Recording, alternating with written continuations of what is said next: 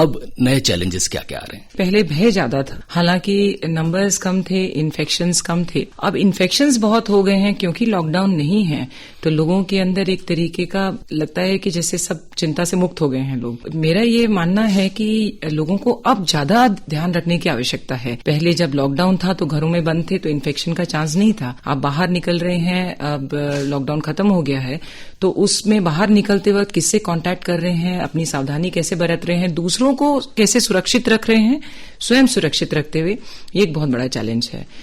Police के लिए ये चैलेंज और अधिक हो गया है, कई गुना बढ़ गया है, क्योंकि पहले सिर्फ यही था कि घरों में रखना है लोगों को। अब जो चैलेंज है वो हम लोगों से मिल रहे हैं, हमारे लोगों में भी इन्फेक्शन बढ़ने के चांसेस अब बढ़ गए हैं, तो इससे बड़े सावधानी से हम निपट रहे हैं। कई स्ट्रैटेजीज बनाई हैं हम लोगों ने इसके लिए, लेकिन मेरा यही मानना है कि जब तक जनता साथ नहीं देती है, जब तक वो अपने आप को सुरक्षित नहीं रखती है, अपने आसपास के परिवार वालों को सुरक्षित नहीं रखती है, तब तक इस चैलेंज से निपट पाना किसी के लिए भी नामुमकिन रहेगा।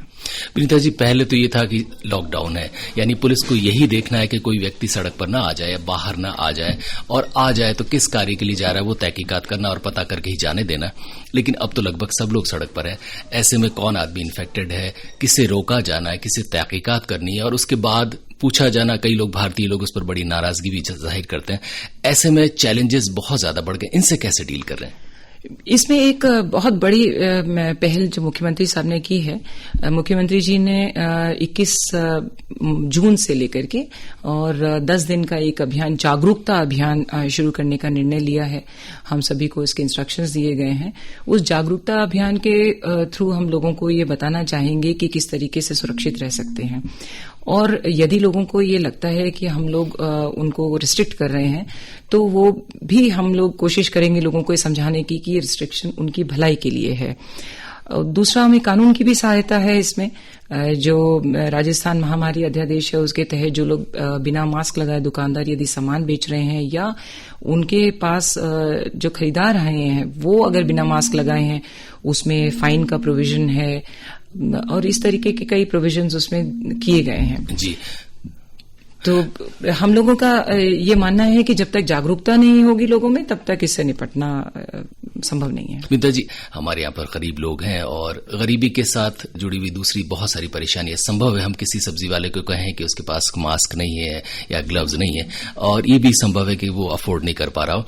तो ऐसी बहुत सारी मानवीय परेशानियां नियम कायदों के साथ साथ आती हैं। ऐसे में पुलिस इनसे कैसे डील करती है, क्योंकि एक मानवीय पक्ष है। मेरे को हर्ष होता है ये शेयर करने में आपसे कि हम लोगों ने जब से लॉकडाउन शुरू हुआ, हमारे सिपाही से लेकर के हमारे वरिष्ठ अधिकारी तक ने, जो लोग भूखे थे उनको भूखे नहीं सोने दिया, उनको किट्स बांटे, उनको खाने बांटे। 7 लाख से अधिक खाने के पैकेट्स इस संभाग में बांटे गए हैं पुलिस द्वारा, और किट्स बांटे गए हैं। उसके अलावा जो आपने मास्क की बात कही, इसमें बहुत सारे एसपीज ने पहल लेकर के अपने यहाँ पर मास्क स्टिच करवाए पुलिस लाइन में, और बहुत सारे एनजीओ, स्वयंसेवी संस्थाएं भी आगे बढ़कर के आई जिन्होंने हमें बहुत से मास्क दिए।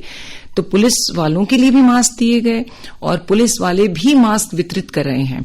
तो सभी को ये निर्देश है कि यदि कोई गरीब है, किसी के पास मास्क नहीं है, सैनिटाइजर नहीं है, तो हम लोग उनको वितरित भी कर रहे हैं। तो हम अपनी सामाजिक एक दायित्व है उसका निर्वहन भी साथ साथ कर रहे हैं, इस चीज के साथ कि हम लोग कानून की भी पालना करवाएं। विनीता जी, इस पूरे लॉकडाउन के दौरान या जब से कोविड महामारी फैली है, तब से पूरे देश में, और चूंकि हम इस इलाके की बात कर रहे हैं, हमारे इलाके में पुलिस के प्रति लोगों में बहुत सम्मान बढ़ा है, और सम्मान कई कारणों से बढ़ा है। एक तो पुलिस का मानवीय पक्ष उनको देखने को मिला, दूसरी बात पुलिस ने नियम कायदों का तो पालन करवाया, लेकिन इन सब के बावजूद लोगों की तरफ सहानुभूति की नजर भी रखी। और पहली बार शायद बहुत अरसे बाद लोगों को लगता है कि पुलिस दरअसल उनकी रक्षक है और उनके साथ खड़ी है।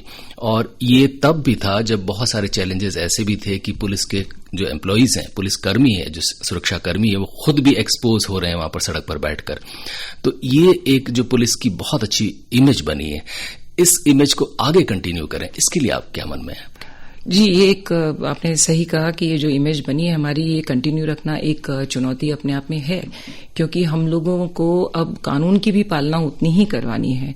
और यदि किसी को रोकते हैं, टोकते हैं, कानून की पालना कराते हैं, तो लोगों के मन में दूसरे भाव उत्पन्न हो जाते हैं। तो ये एक चैलेंज रहेगा हमारे लिए, जिसके लिए हम निरंतर अपने सिपाही तक के लोगों से संवाद रखे हुए हैं। उनसे संवाद करते हैं, उनको समझाते हैं कि लोगों के साथ कैसे डील करना है और अच्छे तरीके से बात करना, जिसको सॉफ्ट स्किल्स कहते हैं, वो उनमें हो, ताकि संभ्रांत लोगों से अच्छी तरीके से बात की जा सके, परंतु दृढ़ता के साथ। इसमें हम लोगों को बदतमीजी की जरूरत नहीं होती, दृढ़ता के साथ बोलें। और यदि कोई समझता नहीं है तो हमारे पास कानून है हमेशा उसको डील करने के लिए। तो ये एक चैलेंज रहेगा। हम लोग कोशिश करते हैं सब सीनियर ऑफिसर्स की सब लोगों के साथ संवाद स्थापित रहे और सभी लोग जनता को समझाएं, और नहीं समझे तो दृढ़ता के साथ कानून का पालन करवाएं।